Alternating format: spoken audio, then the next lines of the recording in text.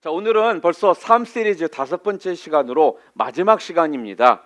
오늘은 삶이 흔들릴 때 붙잡을 말씀이라는 제목으로 함께 오늘 말씀을 보도록 하겠습니다. 오늘 방금 전에 읽으신 열왕기상 2장의 내용은요, 정확히 본다면 1장부터 좀 더 우리가 구체적으로 보면 바로 어떤 내용이 담겨 있느냐, 바로 솔로몬이 왕위에 오르는 장면을 기록을 하고 있습니다. 여러분이 잘 아시는 것처럼 솔로몬은 굉장히 우여곡절 끝에 왕위에 오르지 않았습니까? 그에게는 형들이 여러 명 있었어요. 그런데요, 여러분이 많은 경우 성경을 읽다 보면은 솔로몬은 지혜로운 왕이요, 하나님께서 축복해 주셨던 왕이라는 이 부분에 대해서는 너무나도 잘 알고 있고, 그 부분에 대해서는 조금도 우리가 의심하지 않고 솔로몬을 우리가 읽고 또한 그 부분에 대해서 알고 있습니다.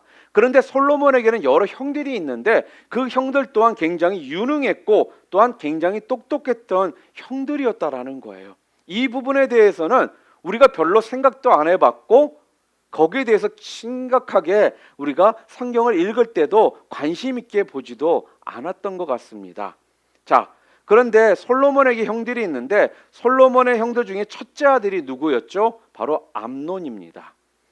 암논에게는요, 다른 거 다 제쳐놓고도 장자라는 명분이 그에게 있었습니다.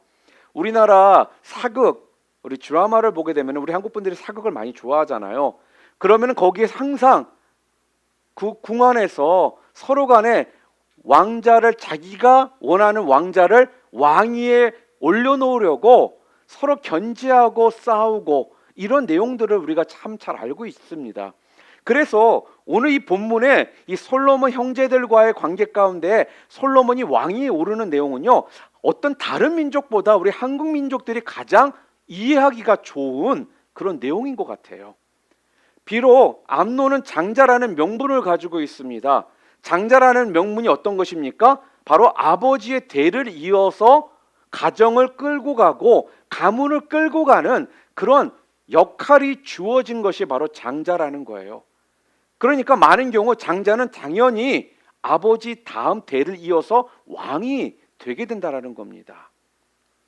그런데 이러한 큰 명분을 가지고 있던 암논이 바로 이복 누이 누구예요? 다말을 탐하다가 결국은 이복 동생인 압살롬에 의해서 죽게 됩니다.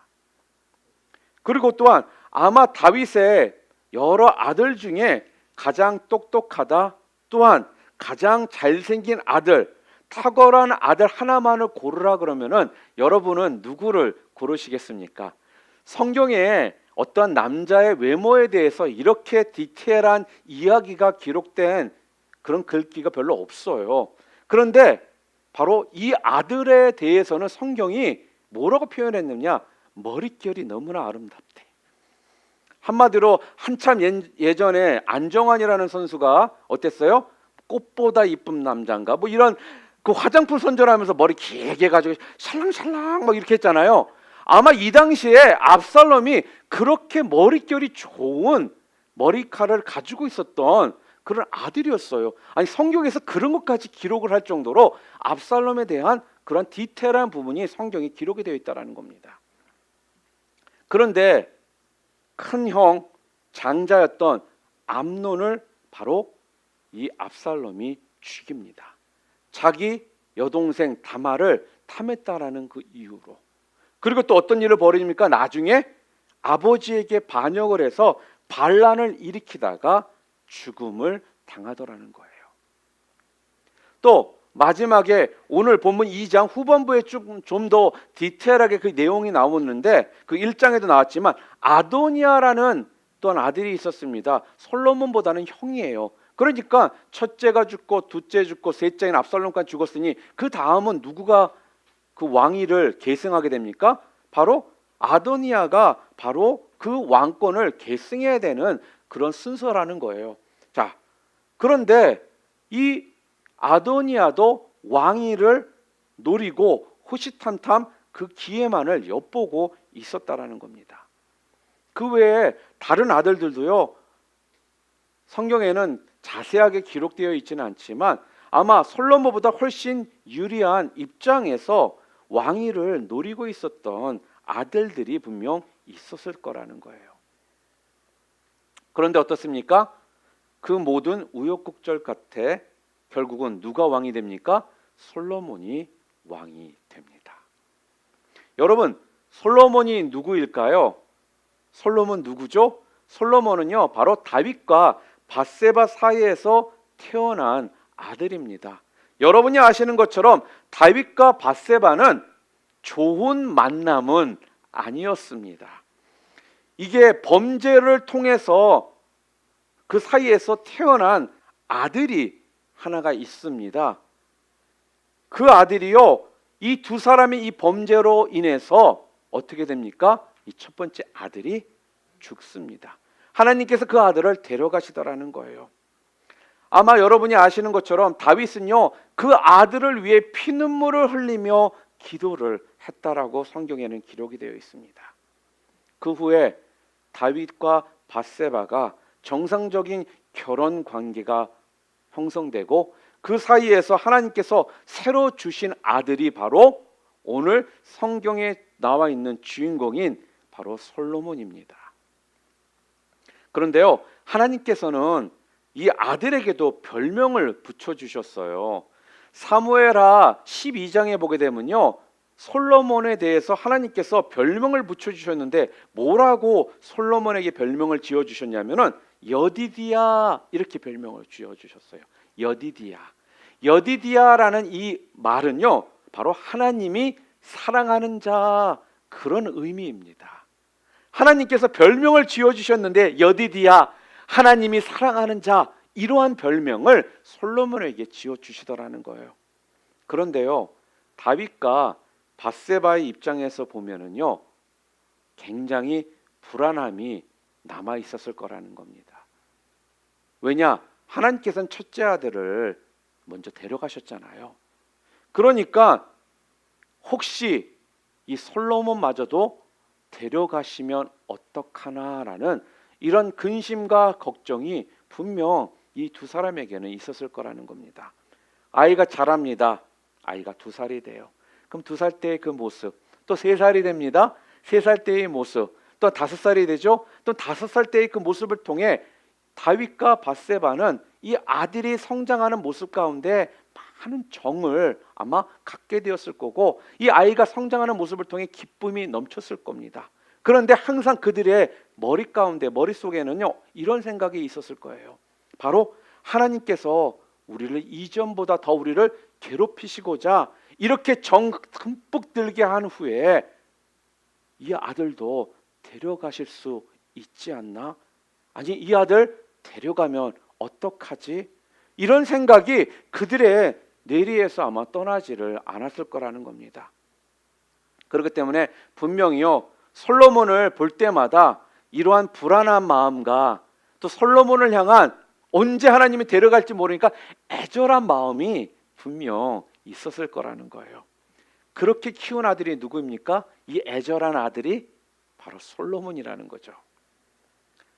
이 아들이 이제 이스라엘의 왕이 된 겁니다.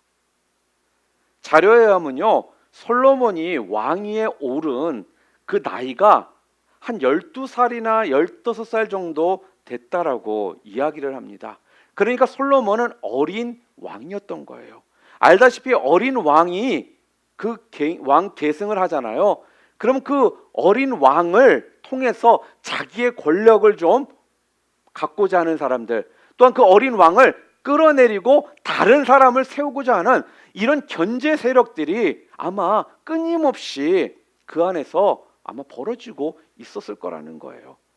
그 견제 세력들이요, 눈이 시퍼래 가지고 아마 쳐다보고 있었을 거라는 겁니다. 그때 이제 갓 왕위에 오른 어린 솔로몬 왕에게 애절한 마음이 가득했던 이 다윗이요, 마지막 죽음을 앞두고요, 유언을 하는 것입니다. 그게 바로 오늘 본문 12장에 나와 있는 우리 함께 읽었던 그 본문 말씀이라는 거예요. 뭐라고 얘기하느냐? 아들아, 왕의 자리란 그렇게 쉬운 자리가 아니다. 그러나 너에게 삶에 흔들림이 있을 때마다 너는 꼭 이 말을 꼭 붙잡아라. 그러면 너는 승리할 수 있을 거야. 너는 분명 형통할 수 있을 거야. 그러면서 지금 다윗은 어린 왕인 솔로몬에게요, 유언의 메시지를 지금 주고 있더라는 거죠. 그러면서 네 삶 가운데 흔들림이 있을 때마다 네가 꼭 붙잡아야 될 중요한 메시지가 바로 이것이다. 그러면서 오늘 이야기하고 있는 이 내용이요, 정확히 본다면 사실 이게 바로 다윗이 지금까지 자신의 삶이 승리의 삶을 살 수 있게 되었던 승리의 비결이었다라는 거예요. 그게 바로 오늘 본문의 전체적인 내용입니다. 그래서 오늘 본문의 제목이 뭐예요? 삶이 흔들릴 때 붙잡을 말씀입니다. 우리 한번 따라해 볼까요? 삶이 흔들릴 때 붙잡을 말씀. 여러분은 삶이 흔들릴 때 여러분이 붙잡고 계시는 말씀이 있습니까? 여러분 있으세요? 오늘 없는 분들이라면 바로 오늘 다윗이 아들 솔로몬에게 유언으로 주었던 오늘 이 말씀들을요, 여러분의 말씀으로 꼭 붙잡는 그런 은혜의 시간이 되기를 바랍니다. 여러분, 삶이 흔들릴 때 이런 사람 찾아가라. 아빠랑 굉장히 친한 친구인데 네가 그 아빠 친구 찾아가잖아? 그럼 그 아빠 친구가 너를 도와줄 거야. 그런 내용이 오늘 성경에는 없어요. 그리고 네 삶 가운데 힘듦이 생기잖아. 그러면은 어디 가서 땅을 한번 파봐라. 그러면 그때 너에게 필요한 금은보화를 내가 거기다가 숨겨놨으니까 그 금은보화 가지고 네 삶의 문제들을 좀 해결해라. 그런 내용은 오늘 성경에 없더라는 겁니다. 오늘 다윗이요, 유언으로 우리에게 주신, 아니 아들 솔로몬에게 주신 이 메시지는요, 그래서 굉장한 큰 의미가 우리에게도 있다라는 거예요. 솔로몬에게만 필요한 말씀이 아니라 이 시대를 살아가고 있는 여러분과 저에게도 꼭 필요한 이 말씀이라는 것입니다. 지침서라는 거예요. 그래서 여러분 오늘 믿기는요, 여러분 모두가 이 지침서가 되는 오늘 이 말씀을 여러분이 꼭 붙드실 수 있기를 주님의 이름으로 축원합니다. 자, 그렇다면 여러분들이 마음이 흔들릴 때 붙잡아야 될, 여러분과 제가 꼭 붙잡아야 될 것이 무엇이냐면요, 첫째로는요, 삶이 흔들릴 때마다요, 마음을 강하게 하라는 것입니다. 마음을 강하게 하라. 오늘 본문 2장 2절 말씀 우리 함께 읽겠습니다. 내가 이제 세상 모든 사람이 가는 길로 가게 되었노니 너는 힘써 대장부가 되고, 너는 힘써 대장부가 되라. 지금 그렇게 이야기하고 있어요. 여러분 모두는요, 힘써 믿음의 대장부 모두가 되시기를 주님의 이름으로 축원합니다. 그런데요, 대장부가 되라는 말씀이 무슨 말일까요? 군대 가라는 얘기입니까? 여러분 군대 가라? 아니면 군대 가서 대장이 되라? 아니면 남자처럼 살아라? 지금 그런 이야기를 하고 있나요? 대장부가 되라. 여기서 말하는 대장부가 되라는 말은요, 너의 마음을 굳건히 해라. 마음을 담대히 해라. 가슴에 사자의 심장을 가져라. 이런 뜻입니다. 대장부가 되라는 것은요, 바로 여러분의 마음을 좀 굳건히 하라는 거예요. 담대히 하라는 거예요. 여러분의 심장이 사자의 심장을 가져라. 흔들림 없는 그런 담대함을 가지라는 그 이야기를 지금 하고 있습니다. 여러분이 잘 아시는 것처럼 여호수아서에도 보게 되잖아요. 그러면 여호수아가 모세의 리더십을 이어서 이스라엘 백성들을 이끌고 가야 되는 막중한 그런 임무가, 책임이 그에게 부여가 됩니다. 그럴 때요, 하나님께서요, 그 여호수아에게 강조해서 계속 반복해서 주셨던 말씀이 뭐냐 하면요, 여러분이 잘 아시는 여호수아 1장 9절에 나와 있는 말씀입니다. 너희 마음을 강하게 하고 담대히 하라. 너희 마음을 강하게 하고 극히 담대히 하라. Be strong and courageous. 즉 그 이야기를 여호수아에게 하나님께서 반복적으로 강조를 해서 해 주셨다라는 거예요. 반복적으로 강조를 하는 건요, 되풀이해서 하실 때 그만큼 중요한 말씀이라는 것을 우리는 깨달아야 되거든요. 지금 그 이야기를요, 다윗도 아들 솔로몬에게 지금 하고 있습니다. 이제 네가 다른 형들 다 제치고 왕이 됐다라고 우쭐 대면 안 된다. 네가 다 성공한 것처럼 여겨져 가지고 까불면 안 된다. 아직 끝난 게 아니다. 그렇기 때문에 너 마음을 강하게 담대하게 해라. 사자의 심장을 가져라. 흔들리지 않도록 붙잡아라. 지금 그 이야기를 하고 있는 거예요. 여러분, 마음이 강하지 않잖아요. 그러면요, 한번 우리의 마음이 무너지기 시작하면요, 끝이 없습니다. 껍데기가 아무리 커졌다 할지라도요, 마음이 한번 무너지잖아요. 그 속이 한번 무너지기 시작하잖아요. 그러면은 모든 것들이 쉽게 무너질 수밖에 없더라는 거죠. 그래서 우리가 마음의 상처를 받으면 그 상처가 그렇게 힘듭니다. 그 상처 때문에 다시 정상적으로 돌아오는 것이 그렇게 힘든다는 거예요. 육신으로 힘든 건요, 잠을 자든지 휴식을 취하면 우리가 회복될 수가 있어요. 그런데 마음은요, 한번 무너지기 시작하면요, 끝이 없다라는 것입니다. 사랑하는 성도 여러분, 그렇기 때문에 지금 무엇보다도 마음을 담대하게 하시기를 바랍니다. 무릇 지킬 만한 것보다 더욱 내 마음을 지키시는 여러분들이 되시기를 바랍니다. 어떤 목사님이 이런 표현을 썼어요. 근데 참 그때는 웃으면서 들었는데, 이게 참 머리에 많이 남습니다. 제 내리에. 우리의 마음을 어떻게 해야 되느냐, 좀 빵실빵실하게 하라는 거예요. 여러분, 빵실빵실이 뭔지 아세요? 저도 처음에 이게 무슨 말일까 고민했는데 다른 게 아니에요. 빵빵하게 하라는 거예요. 여러분이 불룬에 바람을 한 넣잖아요. 그럼 터지기 일보 직전까지 가잖아요. 그러면 그 불룬이요, 빵빵합니다. 무슨 말이냐? 여러분의 마음을 그렇게 빵빵하게 다른 어떤 것들이 침투하지 못하도록 빵실빵실하게 하라는 거예요. 그럴 때 뭐가 좀 부족해도요, 여러분의 마음이 빵실빵실하잖아요. 빵빵하잖아요. 그러면요, 여러분이 든든하게 여겨진다라는 겁니다. 오늘 무엇보다도요, 오늘 이 예배를 통해서 여러분의 마음이 좀 빵실해지는, 빵빵해지시는 그런 은혜가 여러분 가운데 있으시기를 주님의 이름으로 축원합니다. 여러분, 아무리 좋은 환경, 아무리 높은 지위에 우리가 있다고 하더라도요, 이게 참 마음이 한번 무너지잖아요. 그럼 한순간에 모든 것들이 다 무너져 버리더라는 거예요. 그렇기 때문에 마음이 무너지면은 안 된다라는 겁니다. 한 번씩 남편을 먼저 하늘나라에 보내신 그런 집사님이나 성도들의 그런 장례식에 참석할 때가 있습니다. 그때 아내 된 성도님이 멍하게 앉아가지고 눈물만 흘리며 계시는 이런 모습들을 참 여러 번 봤습니다. 그러면요, 권사님들이나 집사님들 아니면 성도님들이요, 옆에 가가지고 그런 말씀들을 하시더라고요. 집사님 정신 차려. 집사님 마음 무너지면 안 돼. 힘들더라도 마음을 단단히 먹어. 애들도 있잖아.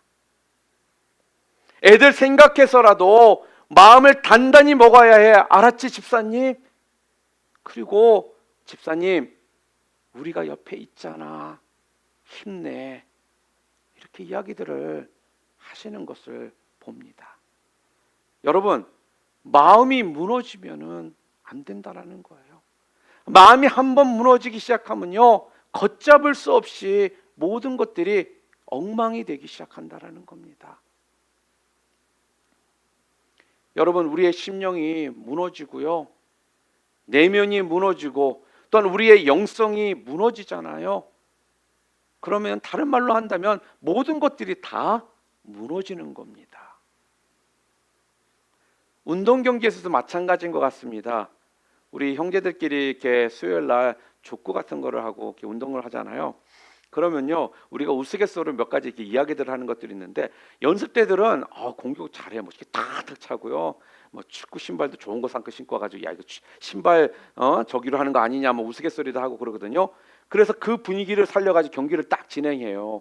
그럼 경기를 진행하다 보면은 처음엔 잘 되거든요. 잘 들어가요, 공격도. 그럼 우리가 막 축하해주고 막 이러거든요. 그러다가 한 번, 두 번 그물에 걸리고 자꾸 공이 바깥으로 나가기 시작해요. 그러면요, 슬슬 마음이 힘들어지나 봐요. 그래서 우리가 이거는 멘털 게임이다 이런 말을 해요. 무너지기 시작하니까 마음이 힘들고, 마음이 무너지기 시작하니까 그렇게 잘하던 사람이 평범한 사람으로 전락해 버리더라는 겁니다. 그래서 결국 그 마음이 그런 상태에서 경기가 진행되니까 결국 경기에 지더라는 거예요. 여러분, 또한 우리가 이런 얘기들 하죠. 공환증. 언제 때 이 얘기 쓰죠? 바로 우리 중국을 향해서 우리가 그런 말 잘해요. 중국이 공환증이 있다. 한국에 대해서 굉장히 겁을 먹고 있다라는 이런 표현을 쓰거든요. 중국이 지금 굉장히 많은 돈을 투자해서 감독도 데려오고 프로 리그들도 세계적인 유명한 선수를 데려다가 많은 것들을 이렇게 좀 어떻게 업그레이드를 시키려고 합니다. 그런데 다른 것들은 우리보다 훨씬 앞서가요, 운동이. 그런데 이상하게 축구만은 지금 몇십 년이 지나도 우리에게 안 돼요. 그래서 그들에게 공환증이 있다, 한국에 대해서 이런 말을 하거든요. 그 소리가 그들 마음 가운데 있으니까 이들이 우리나라만 경기만 하면은 굉장히 경기가 소극적이 되고 경기를 굉장히 조심하다 보니까 매번 경기에서 지더라는 거예요. 여러분, 이렇게 우리가 마음을 어떻게 가지고 있느냐에 따라서 이렇게 다른 결과가 나온다라는 겁니다. 여러분, 그런데 이것을요, 우리의 원수인 우리 원수 마귀가 너무나도 잘 알고 있습니다. 그래서 오늘 우리를 집중 공격하는 데가 있어요. 우리의 어디를 집중 공격할까요? 마귀가 바로 우리의 마음입니다. 우리의 심령입니다. 마귀가 집요하게 우리를 어떻게 우리의 마음을 공격을 해요. 그래서 여러분의 마음을요, 완전히 휘벼 팝니다. 그러니까 자꾸 못해, 안 해, 나는 할 수 없어, 이런 부정적인 생각으로 우리의 마음을 자꾸 밑으로 끌고 내려가더라는 거예요. 그러니까 내 입에서 나오는 말은 부정적인 말, 못한다는 말, 할 수 없다는 말, impossible하다는 불가능하다는 말, 이런 말들만 우리 입에서 나오도록 마귀가 우리의 그 마음을 너무나도 열심히 공격을 합니다. 그러니까 우리의 믿음이 공격을 받는 거예요. 여러분, 내가 요즘 왜 이렇게 쉽게 마음이 무너지고, 왜 이렇게 심령이 자꾸 무너지고, 왜 이렇게 쉽게 내 믿음이 흔들린다고요? 계절 탓입니까? 요즘 날씨가 더워서 그래요? 뭐 툭하면 한국에서 그런 말이죠. 봄이라서 그래요, 뭐 가을이라서 그래요. 여러분, 계절 때문에 그런 것입니까? 아니라는 것입니다. 바로 마귀의 도전 때문에 그렇다라는 거예요. 마귀가 우리의 심령을 얼마나 우리가 본어로만지 약한지를 알기 때문에 그 약한 마음을 공격하기 때문에 자꾸 마음이 쉽게 무너지고, 자꾸 쉽게 믿음이 흔들리고, 자꾸 심령이 무너져 가더라는 것입니다. 그렇기 때문에요, 항상 우리가 힘써야 될 일이 무엇이냐면요, 바로 오늘 성경의 말씀처럼 너는 힘써 뭐가 되라고요? 대장부가 되라. 대장부가 되라는 건 뭐예요? 여러분의 심령을 더 단단히 하라, 강화시켜라, 그런 모습으로 나아가라, 그 이야기를 하는 겁니다. 그래야지만 사탄 마귀의 공격에서 너의 마음을 지킬 수가 있다라는 거예요. 그러니까 이건 무슨 말이에요? 모든 게 심령의 문제라는 겁니다. 그런 의미에서요, 우리는 계속 기도를 해야 합니다. 여러분, 기도가 왜 중요하냐면요, 우리의 삶에 지속적인 기도가요, 바로 여러분의 심령을 강화시켜주기 때문에 그래요. 여러분의 심령을요, 강하게 만들어주기 때문에 기도가 중요하다라는 겁니다. 반면에 내 속에 기도가 무너지기 시작하잖아요. 그러면 가장 먼저 무너지는 게 여러분 뭐라고 생각하십니까? 바로 여러분의 속이 무너지는 겁니다. 우리의 마음이 무너져 가기 시작한다라는 거예요. 뭐가 부족하기 시작하면? 기도가 부족하기 시작하면. 기도가 늘 살아 있어야지만 여러분의 마음을 여러분 지키실 수가 있습니다. 며칠 전에 제 후배랍니다. 제 제자를 만난 적이 있습니다. 근데 이제 같이 차를 타고 하면서 이런저런 얘기를 하다가 저한테 그러더라고요. 자기가 아이가 둘이 생기고 자녀를 키우다 보니까 이 아버지의 역할이 왜 이렇게 중요한지를 알았어요. 그러더라고요. 그래서 왜? 뭔데? 그랬더니 아버지가 100% 잘하려고 안 해도 되더라는 거예요. 그러면서 아버지로서 10%만 해도 그 가정은 달라지고 변화되고 생명력이 있다. 그렇게 얘기를 해요. 그래? 그 10%가 뭔데? 다른 게 아니다라는 겁니다. 자기 주변에 친구들이 있고 또 결혼한 가정들이 있다 보니까 그 같은 커플들끼리 만나다 보면은 매일 핑계 대는 것이 애 핑계, 무슨 핑계, 저 핑계 되면서 신앙생활을 게을리하기 시작하고, 또 한 가지는 그러다 보니까 기도들을 안 하더라는 거예요. 아버지로서, 아내로서 자녀들을 위해 축복 기도해주고 함께 가족들이 기도해 주는 것이 이게 너무나도 좋은 것이고 또한 그것이 당연한 건데, 기도를 하자 그러면은 자꾸 안 하려고 그러고 회피하려고 하더라는 것입니다. 그런데 자기는 100% 중에 90%는 잘 못해도 10% 하나는 자기가 꼭 붙잡고 가는 게 있대요. 그게 뭐냐면요, 매 순간 자녀들과 가족 식구들이 기도하는 거래요. 근데 기도를 하루에 그럼 몇 번이나 하는데 어느 때는 몇십 번을 할 때도 있답니다. 아니 어떻게 몇십 번을 해? 조그마한 거 결정할 때마다, 무언가를 해야 될 때마다 같이 함께 아이들과 기도를 했다고 그렇게 얘기를 하더라고요. 그러다 보니까 자녀들이요, 자연스럽게 그 모습이, 그런 상황들이 자기 애들에게도 전달이 되니까 아이들도 무슨 때만 되면 아빠, 엄마 우리 함께 기도해 이렇게 하더라는 거예요. 사랑하는 성도 여러분, 저는 여기에서 맞아요, 10% 그것만 잘해도 가정이 변하고 이렇게 달라진다라는 말 100% 공감합니다. 그러나 무엇보다도 더 중요한 게 무엇인지 아십니까? 바로 엄마가, 아빠가 하나님의 말씀대로 순종하며 살려고 하는 그 모습이 자녀들에게 삶으로 교육이 되니까 이 가정이 바뀌더라는 겁니다. 사랑하는 성도 여러분, 기도는요, 맞아요, 어릴 적에는, 초신자 때는 어린아이와 같은 모습으로 하셔도 돼요. 그런데 여러분들이 성장한다면은, 여러분이 육신이 자라는 것처럼 그 에이지가 있다라면 그 에이지에 맞는 우리 육신이 필요하고 정신적인 연령도 또한 따라가야 되잖아요. 마찬가지라는 거예요. 기도는요, 여러분, 그냥 한다고 해서 기도가 되는 게 아니거든요. 기도는 훈련인 것입니다.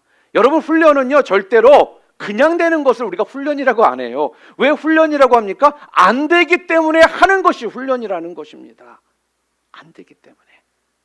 그렇기 때문에 여러분들이, 여러분의 가정이, 여러분의 자녀가, 여러분의 삶이 하나님의 계획하심 가운데 축복된 삶, 또 여러분의 삶이 흔들릴 때 여러분이 흔들리지 않고 그 상황들을 이겨나가실 수 있는 방법이 뭐라는 겁니까? 여러분의 마음을 담대히 강하게 해야 되는데, 그것을 강하게 담대히 할 수 있는 길이 무엇이라고요?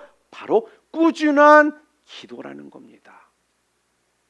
여러분, 그래서 기도라는 것을 우리가 비유로 말하면요, 영적 시멘트와 같은 것입니다. 여러분, 자꾸 시멘트를요, 여러분 바르셔야 되는 거예요. 약해질 때마다 또 기도의 시멘트를 통해서 보완하셔야 하고요, 또 보완하셔야 된다는 거예요. 필요하다 그러면요, 거기에 또 우리의 헌신이라는 철골도 집어넣으셔야 된다는 겁니다. 그래서 기도의 시멘트를 바르고 또 바르면 그때부터 여러분들이 흔들림 없는 모습으로 설 수가 있다라는 거예요. 우리 옆에 분들에게 좀 함께 이렇게 이야기했으면 좋겠습니다. 기도의 시멘트를 바릅시다. 얘기해 주세요.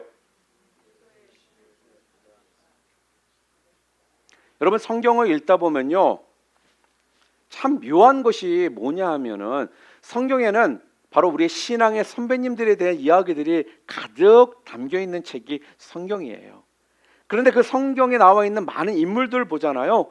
그러면 진짜 우리가 상상도 할 수 없는 능력의 종으로서 쓰임 받았던 분들 많이 나오지 않습니까?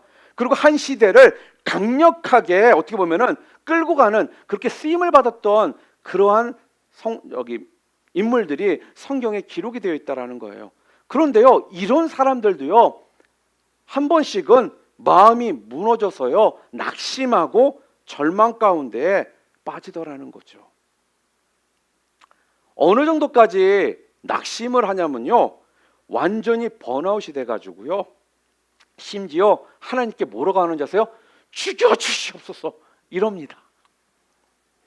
차라리 나를 좀 죽여주시옵소서, 이렇게 이야기를 하더라는 거예요. 여러분, 대표적으로 구약에 그러한 세 사람이 나옵니다. 누굴까요? 모세, 엘리야, 그 다음에 세 번째가 요나입니다. 여러분, 대단한 사람들 아닙니까?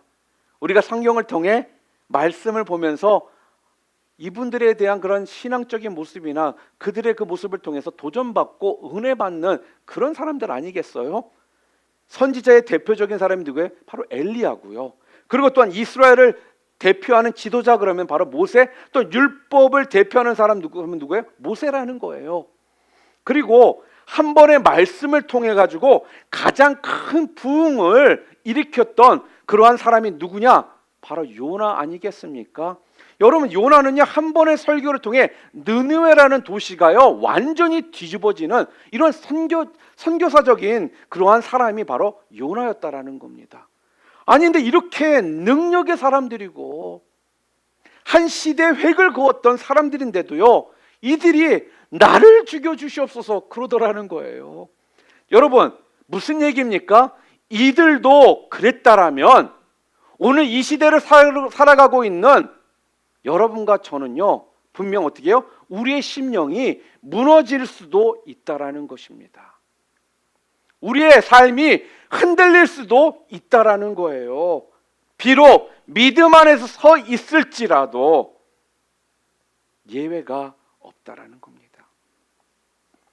그렇기 때문에 오늘 다윗은요, 어린 아들 솔로몬에게 죽기 전에 유언을 하면서, 그렇기 때문에 우리가 너나 나나 우리 모두는 연약하니까 늘 조심해야 된다. 지속적으로 깨어서 기도를 해야 된다. 그래서 너의 마음을 담대히 강하게 해야 된다. 강하게 담대히 하기 위해서는 꾸준한 기도를 통해 영적인 시멘트, 기도의 시멘트를 끊임없이 발라야 된다. 여러분, 심령이 흔들리지 않는 한 사람이요, 껍데기밖에 없는 100사람보다 훨씬 더 강하다라는 것을 여러분 잊지 마시기를 바랍니다. 오늘도 여러분 심령이 더 강력해지셔가지고요, 오늘도 지속적으로 끊임없는 기도를 통해서, 기도의 영이 살아나심을 통해서 하나님 앞에서 흔들림 없는, 속이 꽉 차 있는 여러분의 심령이 빵실빵실, 아니 빵빵해져 있는 그런 믿음의 종들로 주님 앞에 서서 나아가시는 여러분 되시기를 주님의 이름으로 축원합니다. 그리고 두 번째로 다윗이 어린 아들 솔로몬에게 주었던 두 번째 유언의 말씀이 뭐냐 하면요, 우리의 삶이 흔들릴 때 붙잡아야 될 말씀이 뭐냐? 하나님의 말씀 앞에 순종하라는 겁니다. 말씀에 순종하라, 말씀을 앞세워라, 지금 그렇게 이야기를 합니다. 한번 따라해 볼까요? 말씀에 순종하라, 말씀을 앞세워라. 자, 그러면 오늘 본문 말씀 함께 보겠습니다. 2장 3절 말씀이에요. 우리 함께 주님의 말씀 함께 읽도록 하겠습니다. 내 하나님 여호와의 명령을 지켜 그 길로 행하여 그 법률과 계명과 율례와 증거를 모세의 율법에 기록된 대로 지키라. 그리하면 내가 무엇을 하든지 어디로 가든지 형통할지라. 아멘. 여러분, 우리가 어떤 의사 결정을 내리든지요, 또한 뭔가 일을 할 때 오늘 성경이 지금 뭐라고 이야기하느냐면요, 마음이 먼저 움직이면은 안 된다라는 거예요. 또한 두 번째로 충동이 먼저 움직이면은 안 된다라는 겁니다. 무슨 말씀입니까? 내가 의사 결정을 하든 무슨 일을 하든 충동적으로 결정하고 충동적으로 일하지 말라라는 거예요. 물건도 충동 구매 안 좋죠? 충동 구매. 싸다고 그냥 구입했다가 결국은 입지 않고 있는 옷들이 많잖아요. 내 마음 내키는 대로 결정하고 내 느낌대로 일하지 말라라는 겁니다. 또 하나 뭐가 있냐면요, anger, 분노심이 있을 때는요 절대로 결정하면 안 된다라는 거예요. 여러분 마음 가운데 분노가 있고 화가 있을 때는 절대 어떠한 결정도 내리지 말라라는 겁니다. 또 네 번째로 마음의 상태가 다운되어 있을 때, 우리 가끔씩 그런 말 하죠. 요즘에 내가 마음적으로 여러모로 영적으로 좀 다운되어 있을 때, 이럴 때는 절대 어떠한 결정도 하지 말라라는 거예요. 여러분, 이거는요 하나의 신앙생활의 지혜입니다. 중요한 결정을 해야 되면요, 영적 상태가 상승세를 타고 있을 때에 그때 기도하시면서 신중하게 결정해야지만 바른 결정을 하실 수가 있다라는 거죠. 그런데 영적으로 좀 하강 상태일 때에 괜히 마음이 답답하다고 느껴질 때에 뭔가를 결정하잖아요. 그렇게 되면요 악수를 둘 수 있는 경우가 훨씬 더 높아진다라는 거예요. 여러분, 오늘 우리는요 내 마음의 어떠한 느낌이나 또한 충동, 또 어떤 마음의 어떤 무드, 어떤 마음의 어떤 분노나 이 어려움, 이런 것을 따라 결정하고 따라 사는 그런 사람이 아니라 오직 하나님의 말씀만 따라 사는 그런 사람들인 줄 믿습니다. 그렇기 때문에 오늘 분위기가 좀 그래, 오늘 분위기가 너무 좋아, 막 이러면서 그 분위기에 따라 오늘 날씨가 너무 좋으니까 한번 질러봐, 뭐 이런 사람들, 오늘 날씨 좋으니까 한번 해봐, 이런 사람들, 무드에 약한 사람들, 정신 차리는 시간 되시기를 바랍니다. 충동에 약한 사람들, 오늘 회개하시고 절대로 충동에 이끄는 삶을 살지 않으시기를 주님의 이름으로 축복합니다. 아까 말씀드린 것처럼 이 옷 너무 싸네, 너무 예쁘다, 그래가지고 충동에 의해서 구입해 놓고요 집에 와서 좋다고 입어보니까 살쪄가지고 안 맞아요. 그래서 그런 옷들이 얼마나 옷장에 가지런히 거기 있습니까? 살 빼면 있겠다는데 안 빠지거든요. 절대 싸다고 충동으로 구매 아니라는 거예요. 여러분 한번 점검해 보시기를 바랍니다. 내 마음의 상태, 그 느낌과 말씀이 항상 지금 일치합니까? 여러분의 충동과 말씀하고 항상 일치하고 있습니까? 아니면 여러분의 무드랑 말씀이 지금 일치하고 있어요? 만약에 그게 일치하고 있다라면요 여러분이 지금 믿음이 최고로 지금 좋을 때예요. 그런데 대부분 하나도 맞지 않는다라는 거예요. 하나도.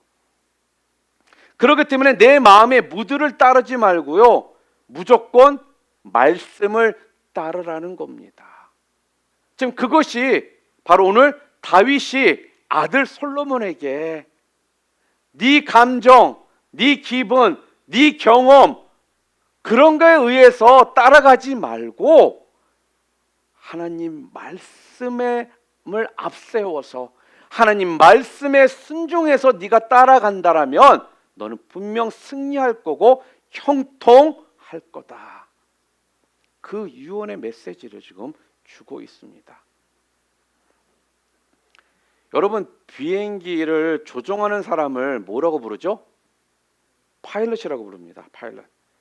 비행기를요 막 조종하다 보면 나중에 이게 어디가 하늘이고 어디가 땅인지 이게 구분이 안 될 때가 있다고 합니다. 분명 자기 느낌은 자기 발밑이 땅같이 보이는데요, 그런데 절대 자기 눈을 의지하지 말라라고 그렇게 교육을 받는데요. 파일럿들은요, 자기 눈 의지하지 말라, 반드시 뭘 의지해라? 계기판을 의지하라는 그런 훈련을 계속적으로 받거든요. 그러니까 계기판이 위쪽을 땅이라면 거기가 땅인 거예요. 계기판이 아래가 하늘이라면 아래가 하늘이다라는 것입니다. 자기가 느끼는 것이 중요한 것이 아니라는 거예요. 자기가 판단하는 것이 중요한 것이 지금 아니라는 것입니다. 종종 파일럿들이 실수하는 이유가 뭐냐면요, 분명 그렇게 훈련을 통해 계기판을 의지하고 너의 눈을 의지하지 말고 너의 느낌을 의지하지 말라라는 이러한 훈련을 받았음에도 불구하고 가끔씩 평상시에 그냥 자기도 모르게 자기 느낌, 자기 눈을 믿다가 사고가 난다라는 겁니다. 여러분, 오늘 우리의 판단, 우리의 감정 믿으면 안 된다라는 거예요. 다윗이 어린 아들 솔로몬에게 준 유언이 지금 무슨 말입니까? 사랑하는 아들아, 네가 하나님의 말씀대로 순종하고 하나님의 말씀대로 따라가야지만 승리할 수 있고 네가 형통할 수 있다라는 거예요. 꼭 말씀을 앞세워서 살아가라. 그렇기 때문에 절대로 네 기분 의지하지 말아라. 너의 무드 믿지 말아라. 너의 감각 아니라는 거예요.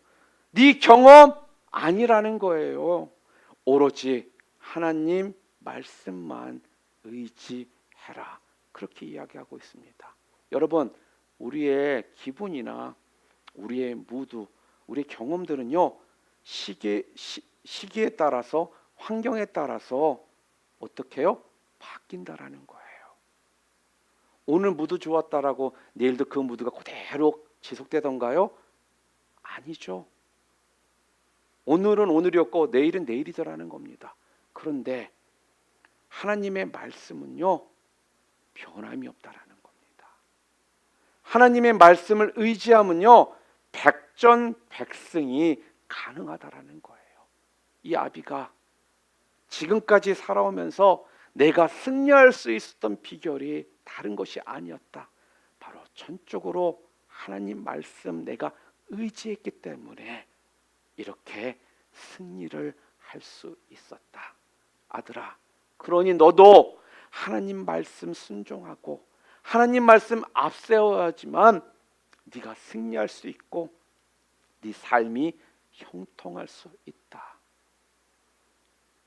죽음을 앞둔 이 아버지는요, 어린 아들 솔로몬에게 자기가 가장 깊이 깨닫고 자기가 가장 중요하게 생각했던 이 유언의 말씀을 지금 하고 있습니다.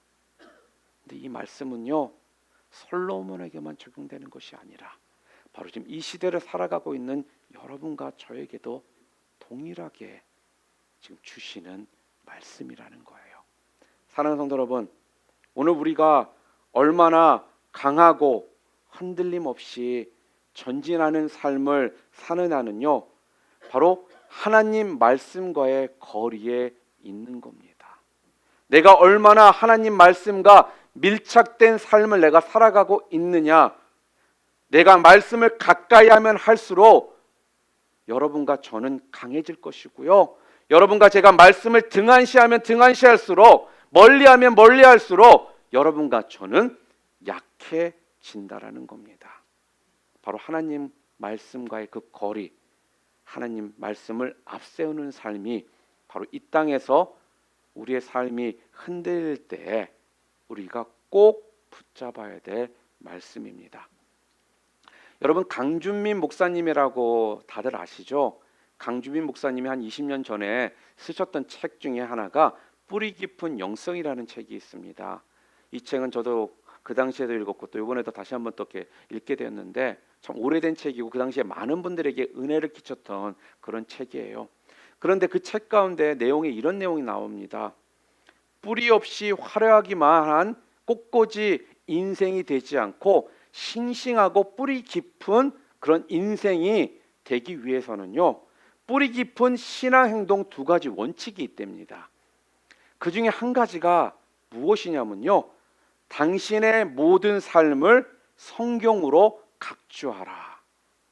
무슨 말이냐면요, 내가 무슨 말을 하든지, 무슨 결정을 하든지, 무슨 일을 하든지, 내가 왜 그렇게 행동하고, 왜 그렇게 결정하고, 왜 그렇게 말했는지 성경 말씀으로 증명하고 성경으로 주석을 달 수 있어야 한다라는 거예요.